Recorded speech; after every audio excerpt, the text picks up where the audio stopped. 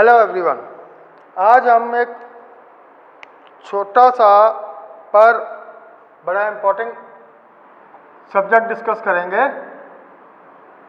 नाम है इसका साइंटिफिक टेम्पर।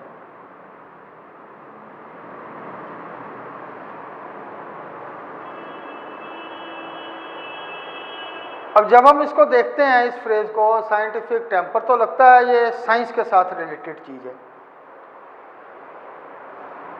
जबकि ये टेम्पर के साथ रिलेटेड चीज है। टेम्पर माने short form of temperament. Hindi में इसको बोलते हैं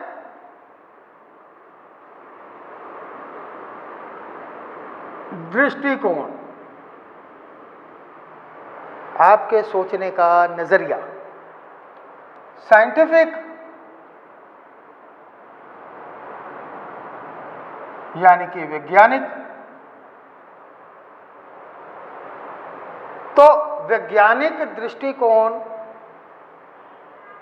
जब हम कहते हैं तो इसका मतलब है कि एक वैज्ञानिक की तरह सोच रखना, ठीक है ना। आप वैज्ञानिक हैं या आप नहीं हैं। आपको, मैं तो साइंस पढ़ी नहीं, फिजिक्स केमिस्ट्री बायोलॉजी के साथ मेरा तो कोई ताल्लुक ही नहीं। मैं तो ह्यूमैनिटीज़ का स्टूडेंट हूँ, मैं तो कॉमर्स का स्टूडेंट हूँ, मैं तो हिस्ट्री पढ़ता हूँ। तो मैं कैसे साइंटिस्ट की तरह सोचूं।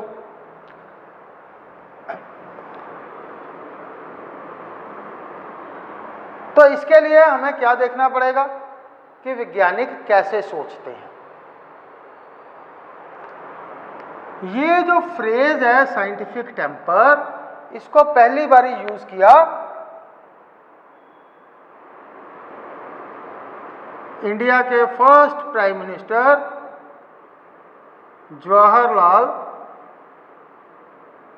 नेहरू ने 1945-1947 में। उन्होंने इसको कहा कि मैं एक ऐसा देश चाहता हूं जहां पे लोग जो हैं उनका टेम्पर जो है वो साइंटिफिक हो, ताकि वो अंधविश्वासों में ना फंसे रहें। उस समय पे इसका जो पर्पस था साइंटिफिक टेम्पर का, कि लोग जो हैं, इंडिया लिटरेसी रेट बहुत कम था, लोग रूढ़ियों में बंधे हुए थे, परंपराओं में बंधे हुए थे, इतना ज्ञान का प्रसार प्रचार नहीं था। तो जो किसी ने कह दिया उसको हम वैसे ही ले रहे हैं। तो उनको लगा कि अगर हम साइंटिस्ट की तरह नहीं सोचेंगे, हम प्रोग्रेसिव नहीं होंगे, तो इंडिया पिछड़ जाएगा। इसलिए जवाहरलाल नेहरू ने इस फ्रेज को यूज किया। 1975 में हमारी कॉन्स्टिट्यूशन में अमेंडमेंट हुई। आर्टिकल 51A में साइंटिफिक टेम्पर को हमारी फंडामेंटल ड्यूटीज में इंक्लूड कर दिया गया। तो 75 में हमारे लिए ये फंडामेंटल ड्यूटी हो गई कि हम साइंटिफिक अप्रोच टुवर्ड्स लाइफ रखें। फिर उसके बाद 1980 में इसमें कुछ रिव्यू किया गया। लेटेस्ट इज इन 2012 कि इसको साइंटिफिक टेम्पर को रीडिफाइन किया गया।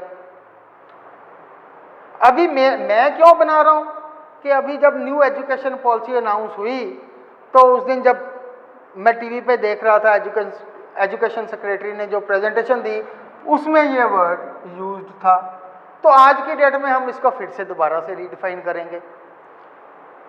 ओरिजिनल जो डेफिनेशन थी in the words of Jawaharlal Nehru कि साइंटिफिक टेम्पर क्या है, to search for truth and new knowledge. To search for truth and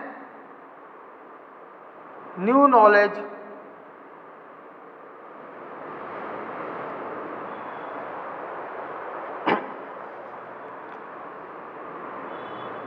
refusal to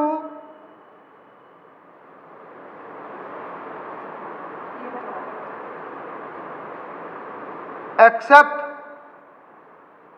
without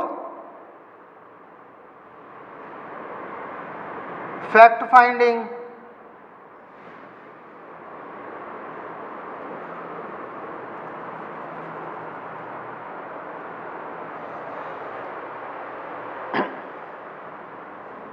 testing and trials।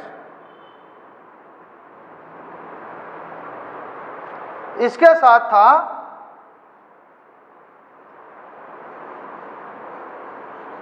ability to accept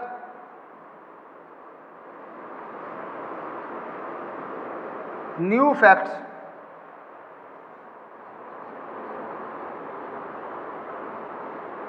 and change your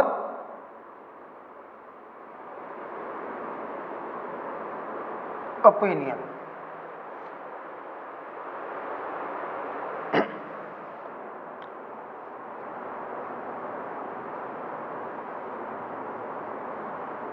ये हम कैसे करेंगे?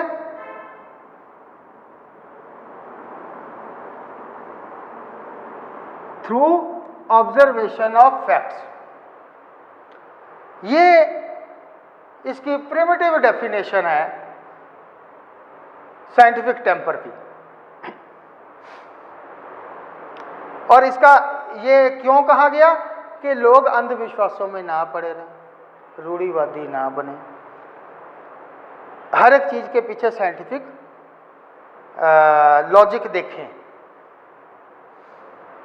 इसको बहुत सारे लोगों ने कहा कि ये हमारी परंपराओं पे अटैक है, ट्रेडिशनल विजडम है। हर देश में, हर सभ्यता में ट्रेडिशनल विजडम होती है, उसको हम कहते हैं नानी दादी का ज्ञान। उसके पीछे भी कोई रीजन होते हैं। तो लोगों ने कहा कि हर एक चीज को आप साइंस की तरह थोड़े देख सकते हो, आप रिलेशनशिप्स को कैसे साइंस की तरह देखोगे, ठीक है? आप हर एक चीज को क्वेश्चन क्यों करोगे? ये हमारी परंपराओं का अपमान है। इसलिए इस चीज का ऑपोजिशन भी हुआ और इस चीज का मिसयूज भी हुआ। बहुत सारे लोग थे जिन्होंने कहा कि जो पुरातन है वो आउटडेटेड है, जो नवीन है वो वेलकम है। आज भी हम करते हैं कि ये चीज तो पुरानी होगी, पुराने जमाने की बात है। ऐसा सोचना कि ये पुराने जमाने की बात है या एंशिएंट विजडम है, इसको छोड़ दिया जाए, ये भी अनसाइंटिफिक अप्रोच है।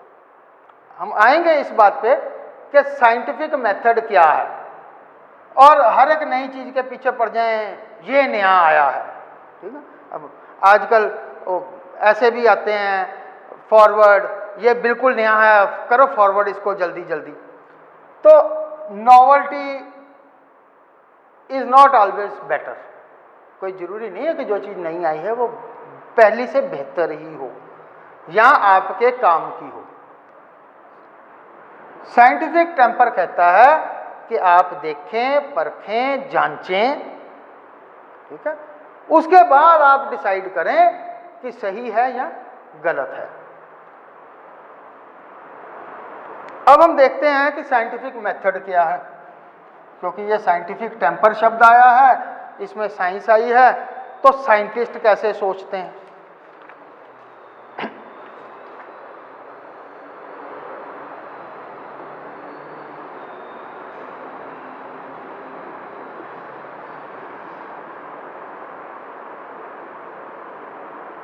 मिलती जुलती चीजें हैं, पर साइंटिफिक मेथड जो है वो साइंस में ही यूज होता है।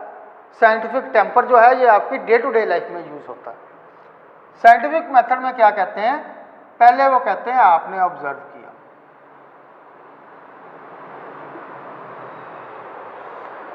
कोई भी चीज हो रही है, ठीक है? आपने उसको ऑब्जर्व किया, मैं ये व्हाइट बोर्ड मार्कर से लिख रहा हूं, ये ऑब्जर्वेशन है।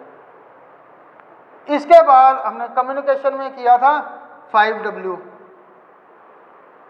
What, when, why, where, by whom, what, when, why, where, which and how. ये हमने कम्युनिकेशन में किया था, 5W and H of communication.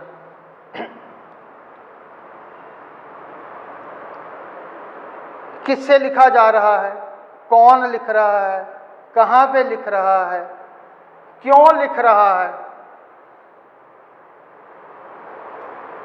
कब लिख रहा है,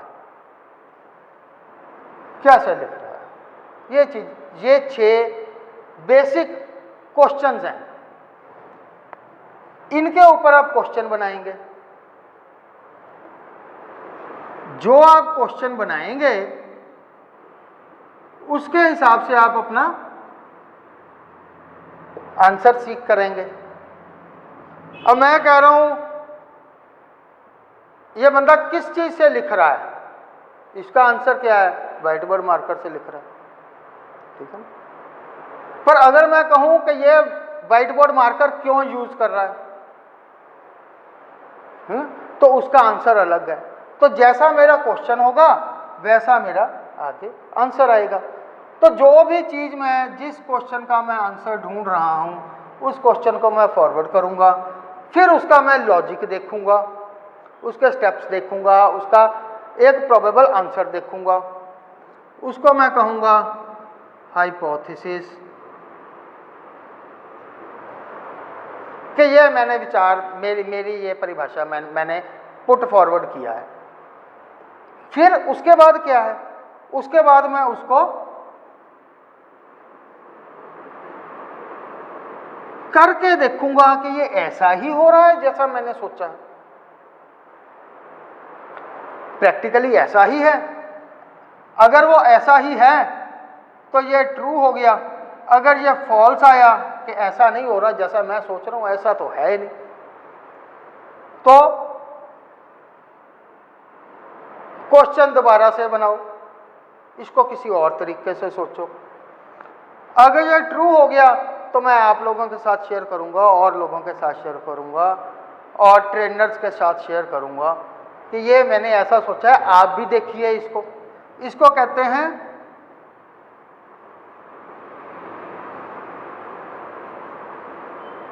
कोई भी रिसर्च होती है और रिसर्च जर्नल्स में पब्लिश होती है, उसका पीयर एनालिसिस होता है। आपके जो संगी साथी हैं, आपके लेवल के जो लोग हैं, आपके जो फील्ड के लोग हैं, वो उस चीज़ को दोबारा से एनालाइज करते हैं। अगर ये सही हुआ तो वो कहेंगे वाह वाह आपने तो सही बात, सही सोचा। नहीं हुआ तो हो सकता है 100 में से 90 लोग कहें कि नहीं जी आपका क्वेश्चन गलत है या आपकी थ्योरी गलत है, जो भी है। अब ये जहां पे हो गया कि 90% ने रिफ्यूट कर दिया, फिर यहां पे आ गया, यानी कि साइंटिस्ट क्या देखता है, किसी पैटर्न को देखता है, उसके बाद वो उसका लॉजिक ढूंढता है, उसके बाद उसको खुद साइंटिफिकली या प्रैक्टिकली वेरीफाई करता है कि ये ऐसा ही है, ऐसा ही है। फिर अगर उसको लगता है कि मैं जो जिस रिजल्ट पे मैं पहुंचा हूं ये सही है, फिर वो लोगों के साथ डिस्कस करता है, लोगों के साथ डिस्कस करता है, फिर लोग उसको ट्राई मारते हैं। ट्राई मार के अगर लोगों को लगता है कि ये सही है तो वो सही है, नहीं है तो क्वेश्चन दोबारा से करिए। इसमें से इंसान सीखता क्या है, ये साइंटिफिक प्रोसेस है। इसमें से क्या सीखता है, पहला आंख कान नाक खुले रखो, अपनी सेंसेस को ओपन रखो, आस पास पड़ोस समाज क्या हो रहा है उस पर नजर रखिए, क्या हो रहा है, पावर ऑफ ऑब्जर्वेशन। दूसरा, चीज को क्वेश्चन करना ही जरूरी नहीं है, ऐसा क्यों है, ऐसा क्यों है, ये एरोगेंस नहीं होनी चाहिए कि आपने क्वेश्चन करना है। जैसे कहते हैं कि साइंटिफिक टेम्पर में है कि क्वेश्चन एवरीथिंग, ठीक है ना, पर वो क्वेश्चंस का कुछ लॉजिक होना चाहिए, उनका भी एक सेटअप है। मतलब कि सवाल आप सवाल पूछने के लिए ना करें, सवाल ऐसा होना चाहिए जिसका आप जवाब ढूंढ रहे हैं। उसके बाद आप में होना चाहिए कि आप खुला दिल होना चाहिए। ये नहीं है कि मेरे को ये चीज़ मिल गई, अब मैं इसको छुपा लूँगा, मैं कहूँगा ये मेरी परंपरा सीक्रेट है, मैं किसी के साथ शेयर नहीं करूँगा, मैं ही इसका सारा फ़ायदा लूँगा। Share with society. क्यों? ताकि आप कोई गलत तो नहीं सोच बैठे। जैसे आज की डेट में हम कहते हैं, टीवी पे आता है सर्वे हुआ, इतना सर्वे हुआ, 80% लोगों ने कहा स्कूल मत खोलो, 20% लोग कह रहे हैं खुलने चाहिए। तो हम पहली बात करते हैं कि भाई सैंपल साइज क्या था, किन लोगों से आपने पूछा? जो बच्चे गवर्नमेंट स्कूल्स में जाते हैं, ठीक है, क्या वो भी कह रहे हैं कि स्कूल ना खोलो? जो प्राइवेट कोचिंग नहीं अफोर्ड कर सकते, क्या वो भी कह रहे हैं स्कूल मत खोलो, हमारा साल वेस्ट हो जाए? या आप ये सर्वे उन लोगों में कर रहे हो जो खुद अपने बच्चों को घर में ट्यूटर बुला के पढ़ा रहे हैं और वैसे कह रहे हैं कि स्कूल मत खोलो? क्या है? तो क्या, किससे पूछा, कब पूछा, क्यों पूछा, उसका क्या पर्सनल इंटरेस्ट है, बायस्ड तो नहीं है? अब आप मेरे से किसी टीचर से पूछोगे, ठीक है, तो बच्चों को पढ़ाना चाहिए कि नहीं पढ़ाना चाहिए, तो वो सारे कहेंगे पढ़ाना चाहिए, स्कूल में पढ़ाना चाहिए, जो सिस्टम चल रहा है वो सही है। किसी और बंदे से पूछोगे तो वो कहेगा नहीं, practical wisdom is more important. तो डिपेंड्स। तो जो भी चीज वाइडली एक्सेप्टेबल है उस तक पहुंचने के लिए आपको ये नॉलेज लोगों के साथ शेयर करनी पड़ेगी। उसके बाद अब जैसे हमने कहा कि एरोगेंस में नहीं पूछना चाहिए what, when, why, where, don't ask for the sake of asking question. ऐसे ही हम यहाँ पे कहते हैं कि criticise for the sake of criticising नहीं करो, तमीज से रहो दोनों जगह पे, ठीक है, कि आपका जो एफर्ट है वो पॉजिटिव डायरेक्शन में होना चाहिए। क्रिटिसाइज तो बस मैंने कह दिया नहीं नहीं, मैं तो टीवी डिबेट्स में हम देखते हैं एक टू है एक अगेंस्ट है, ठीक है ना, एक फॉर है एक अगेंस्ट है, तो एक बंदे ने उन्होंने एक दूसरे की बात को अपोज ही करना है, एक दूसरे की बात को अपोज ही करना है, that is opposing for the sake of opposition. मैंने कर दिया किसी बंदे को, मैं पसंद नहीं हूं, तो वो कहेगा कि नहीं ये बंदा गलत ही बोल रहा है, उसने मेरे को गलत ही कहना है। आपकी नज़र में कोई बंदा है जिसके साथ आपकी नहीं बनती और आपको पता है कि आप सत्य भी बोलो, आप ये भी कहो कि भाई साहब ये भाई साहब अच्छे हैं, तो वो कहेगा कि नहीं ये गलत बोल रहा है, क्योंकि उसने आपको अपोज करना है। ऐसे ना बने। तो इससे क्या होता है कि आप ट्रू नॉलेज, ये लिखा truth and true knowledge, search for truth, तो आप वापस वहां पे पहुंचते हैं। जब ज़्यादा लोग इस चीज़ को वेरीफाई करेंगे तभी हम उसको कहेंगे कि ये आज की डेट में इस कंडीशन में सही है। मैंने साइंस पढ़ी है, तो हम क्या करते थे, कोई भी एक्सपेरिमेंट किया, proved with in limits of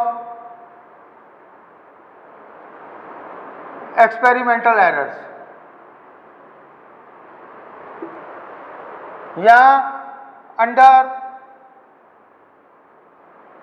ideal conditions.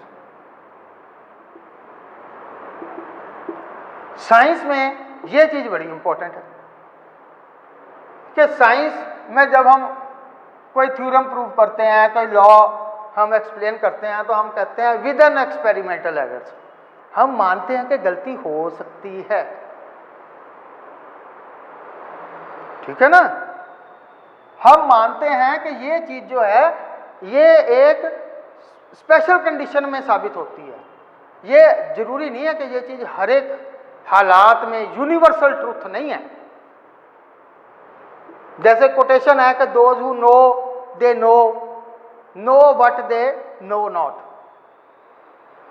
कि जब आपका ज्ञान बढ़ता है तो आपको पता चलता है कि मेरे पास कितना कम ज्ञान है।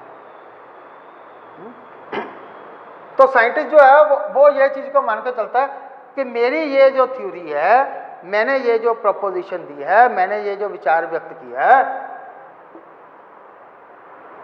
स्पेसिफिक कंडीशंस में है, कंडीशन बदल जाएंगी, ये चीज़ सत्य नहीं होगी। तो साइंस क्या कहती है? There is no ultimate truth, अंतिम सत्य नहीं है, अंतिम सत्य की खोज चलती रहेगी। मैं पढ़ रहा था, फादर था, उसको फिजिक्स का नोबेल प्राइज मिला इलेक्ट्रॉन थ्योरी पे, सन को फिजिक्स का नोबेल प्राइज मिला इलेक्ट्रॉन थ्योरी पे, और दोनों, एक ने कहा पार्टिकल है, एक ने कहा वेव से। तो ये जो ट्रूथ है, यहाँ नॉलेज है, ये नई नई निकलती रहती है। जब मैं 30 साल पहले आप किसी को कहो कि वीडियो कॉलिंग होगी फोन पे, लोग कहते थे हो ही नहीं सकता। तो साइंटिफिक मेथड जो है ये हमें सिखाता है ऑब्जर्व करो, सही क्वेश्चन पूछो, उस क्वेश्चन को खुद वेरीफाई करो, ढिंढोरा पीटने से पहले, ठीक है ना, खुद उसको वेरीफाई करो, फिर उसको लोगों के साथ शेयर करो, फिर लोगों के साथ शेयर करो। और अगर लोग कहते हैं कि नहीं भाई साहब आपकी बात गलत है, विद ह्यूमिलिटी, विनम्रता के साथ कहो कि हाँ हो सकता है मैं गलत हूं, मुझे सब कुछ नहीं आता, मैं इसको दोबारा से करके देखता हूं। अड़ नहीं जाओ कि नहीं नहीं तू तो मेरा दुश्मन है। अब ये चीज जो है ये डेली लाइफ में आती है। जब हम किसी को कोई बात कहते हैं, वो कहता है नहीं, तो हम कहता है तू दुश्मन है मेरा, तूने कभी मेरे, पेरेंट्स को बच्चे बोल देते हैं आपने तो कभी मेरी तारीफ ही नहीं करनी, ठीक है ना।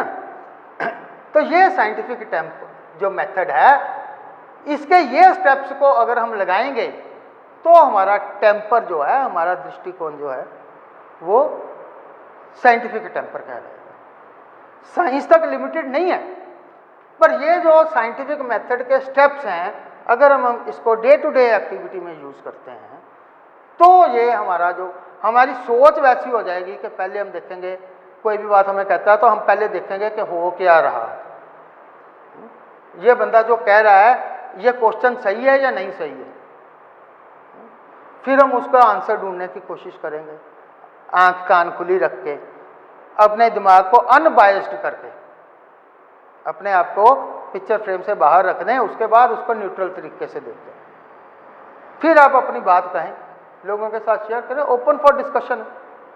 और अगर आप गलत हैं तो आप मान जाएं। यही चीज हम असर्टिवनेस में कहते हैं कि आप अपनी बात कहें, पहले तोलें फिर बोलें, ठीक है ना। यही चीज साइंटिफिक टेम्पर में है कि पहले सोच लो, वेरीफाई कर लो, फिर उसको बोलो। अगर गलत साबित हो गए तो मान लो कि मेरी नॉलेज भी अल्टीमेट नहीं है भाई, तेरी नॉलेज भी अल्टीमेट नहीं है, पर आज की डेट में जो मैंने बात कही थी ये शायद सत्य नहीं साबित हो रही, मैं सत्य की खोज में लगा रहूंगा।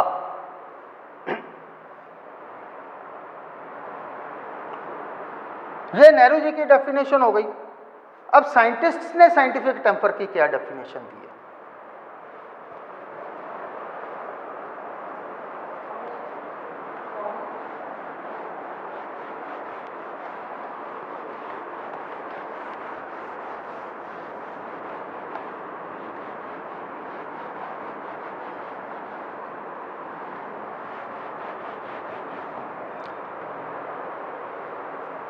तो अभी मैं एक स्टेटमेंट लूंगा, डॉक्टर BM उदगांवकर, ये पार्टिकल फिजिक्स साइंटिस्ट थे भाभा एटॉमिक रिसर्च सेंटर में और एजुकेशनिस्ट भी रहे हैं। इन्होंने जो डेफिनेशन दी है वो है कि the essence of scientific temper is an active sensitive questioning, understanding and creative relationship between a man and his environment. यानी कि आप अपने आसपास जो भी देखते हैं उसको क्रिएटिवली, डिस्ट्रक्टिव नहीं होना चाहिए, पॉजिटिव आप रखें उसकी क्वेश्चनिंग, उसके प्रति सेंसिटिव रहें, उसको समझने की कोशिश करें कि क्या हो रहा है, क्यों हो रहा है, कहाँ हो रहा है, कब हो रहा है, किसके द्वारा हो रहा है, कैसे हो रहा है, और उसमें से आप अपने एनवायरनमेंट को समझ के आप आंसर उसके ढूंढ सकें। तो उनके हिसाब से it is a rational approach to discovery of truth. आप ये सब चीज़ें करेंगे तो आपको पता चलेगा कि क्या सत्य है, क्या प्रोपेगेंडा है, क्या कमर्शियल प्रोपेगेंडा है। आपको बहुत तरीके से मिसलीड किया जा सकता है। तो अगर आप ये सब कुछ देखेंगे तो आप समझ सकेंगे कि क्रिएटिव थिंकिंग जो है और ऑब्जेक्टिव एनालिसिस है, इसके थ्रू आप ट्रुथ तक पहुंच सकते हैं, और वो ट्रुथ उससे डिफरेंट हो सकता है जो आपके सामने स्थापित किया गया। आपको कोई चीज़ कही जा रही है कि इंग्लिश स्कूल में पढ़ने वाला बच्चा जो है वो ज़्यादा स्मार्ट होता है, पर हमने बहुत से ऐसे स्टूडेंट देखे हैं जो गवर्नमेंट स्कूल्स में से पढ़ के आईएएस ऑफिसर बन गए, वर्नैकुलर से पढ़ के आईएएस ऑफिसर बन गए। तो एक हमारे सामने ट्रुथ एस्टेब्लिश किया जा रहा है, पर जब हम उसको साइंटिफिकली देखते हैं कि हाँ भाई कितने हैं, क्या गवर्नमेंट स्कूल वाले बच्चे जो हैं, वर्नैकुलर वाले हैं, वो टॉप पोजीशंस पे नहीं पहुंचते, वो भी पहुंचते हैं अपनी इच्छा शक्ति से। तो जो भी रिजल्ट आए उसको विनम्रता के साथ स्वीकार करें। एरोगेंस नहीं कि नहीं नहीं ऐसा होता ही नहीं है, ये एरोगेंस नहीं होनी चाहिए। जब आपको समझ लग जाएगा कि मुझे सब कुछ नहीं आता और दूसरे को भी सब कुछ नहीं आता, तो आपकी अप्रोच उसके प्रति भी थोड़ी सॉफ्ट हो जाएगी, अपने प्रति भी थोड़ी सॉफ्ट हो जाएगी। अब इन चीज़ों को जब आप करेंगे तो डे टू डे लाइफ में क्या आएगा, एजुकेशन में क्या आता है, एजुकेशन पॉलिसी में इसको क्यों किया गया वो अलग बात है। मैं टीचर नहीं हूँ, ठीक है ना, मैं स्कूल में बच्चों को नहीं पढ़ाता। डे टू डे लाइफ में इसका क्या आएगा इफेक्ट, उसको डिस्कस करते हैं। आम तौर पे जब कोई भी एंट्रेंस टेस्ट होता है तो सबसे ज़्यादा पसीने लोगों के किस चीज़ में छूटते हैं, सबसे ज़्यादा पसीने छूटते हैं जब उनको कहते हैं ये रीजनिंग है, क्वांट्स हैं उसमें। क्यों? क्योंकि हमारा जो दिमाग है वो past year question past year question past year question करते करते कॉन्सेप्ट से हट ही गया है। हम कॉन्सेप्ट को समझने की कोशिश नहीं करते, हम कहते हैं ये पास्ट ईयर क्वेश्चन आया था, सर पास्ट ईयर क्वेश्चन करा दो, मैम पास्ट ईयर क्वेश्चंस करा दो। कॉन्सेप्ट नहीं है, आप क्वेश्चन ही पिछले कर रहे हैं, इसी पे लोगों की सीरीज बनी हुई है, past year exams questions, past year exam question. Without understanding the concept आपको नहीं समझ लगेगी वो। तो जब रीजनिंग की बात आती है तो अब हमने तो वो चीज़ हम भूल जाते हैं।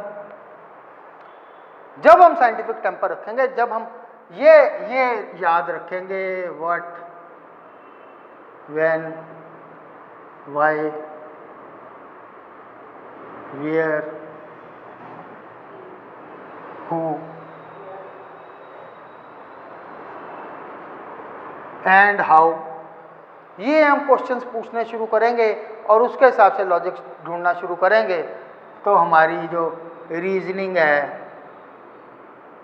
क्या होगी, इंप्रूव हो जाएगी।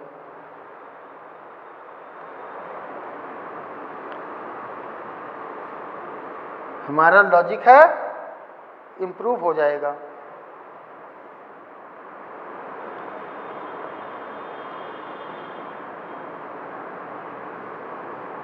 हर बारी तो हम सत्य हो नहीं सकते, सही हो नहीं सकते, तो हमें पता होगा कि मैं गलत भी हो सकता हूँ, इसलिए अपनी विचार रखते वक्त हमारी जो टोन है वो थोड़ी न्यूट्रल होगी। और हमें क्या आएगा जब हम ये चीज़ें सीखेंगे,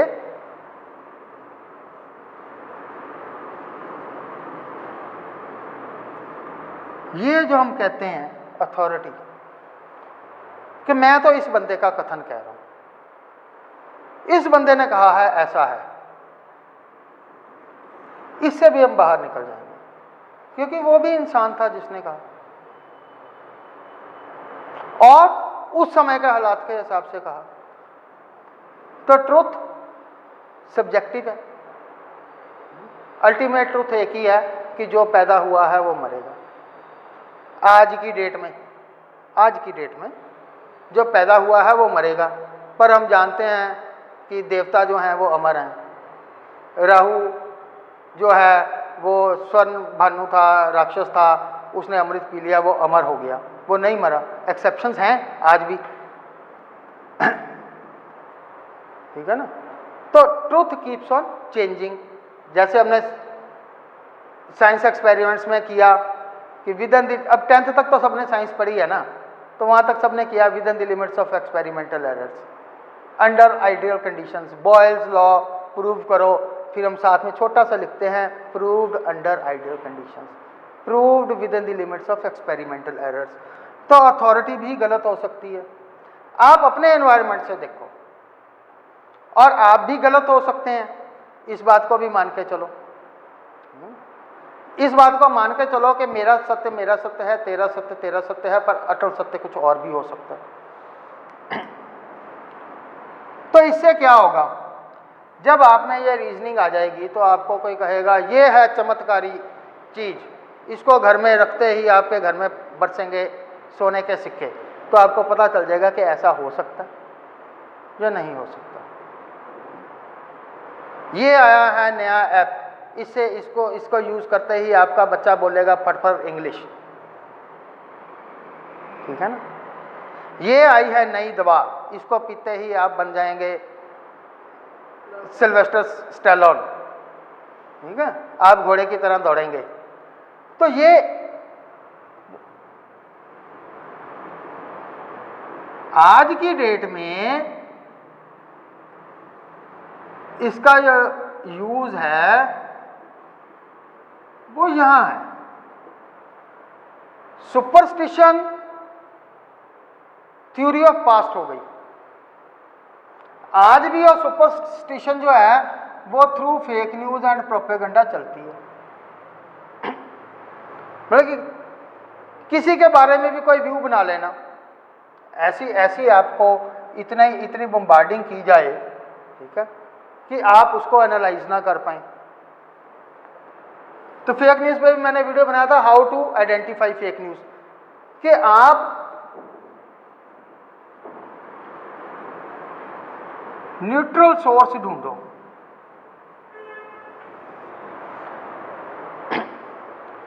एक आर्टिकल आया था बहुत देर पहले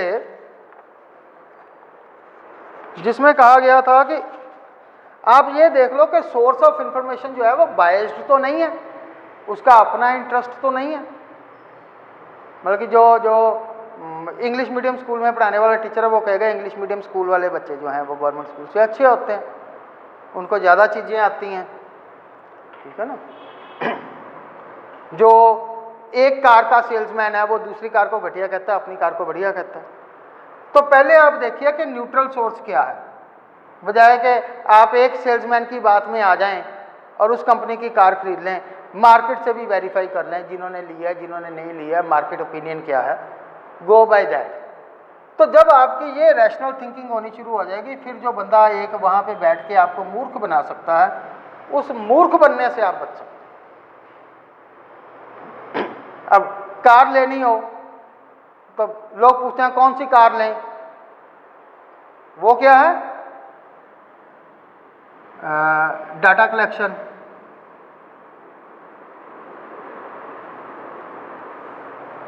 पर आपको पूछने की क्या जरूरत है मैं कौन सी कार लूं, आप सड़क पे देखिए कितनी चल रही हैं, कितने लोग उससे खुश हैं।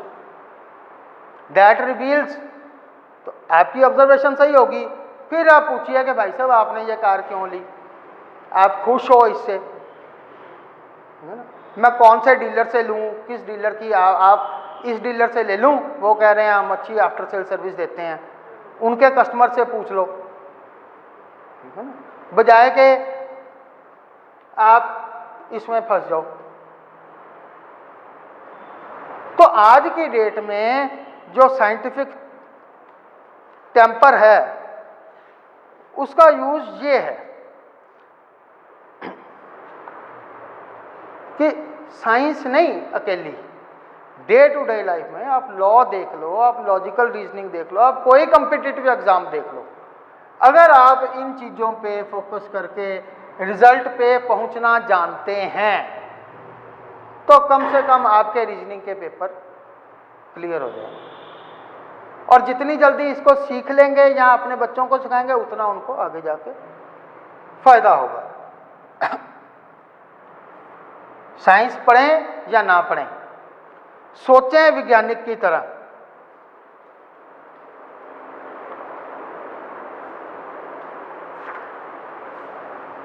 तो क्या है अल्टीमेटली, इसको वाइंड अप करेंगे। साइंटिफिक टेम्पर क्या है? टू ऑब्जर्व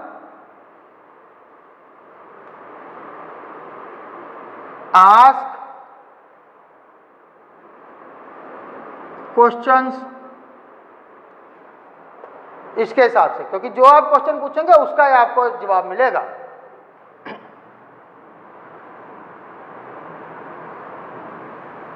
उसको वेरीफाई करें, उसको शेयर करें ताकि उसको रीवेरीफाई किया जा सके। अगर वो रीवेरीफाई नहीं होता तो आस्क क्वेश्चन अगेन। यही सत्य तक पहुंचने की कोशिश है, ठीक है। और ये आप करेंगे, आपके ना की रीजनिंग के एग्जाम्स क्लियर होंगे, आप फेक न्यूज़ से, प्रोपेगेंडा से भी बचे रहेंगे।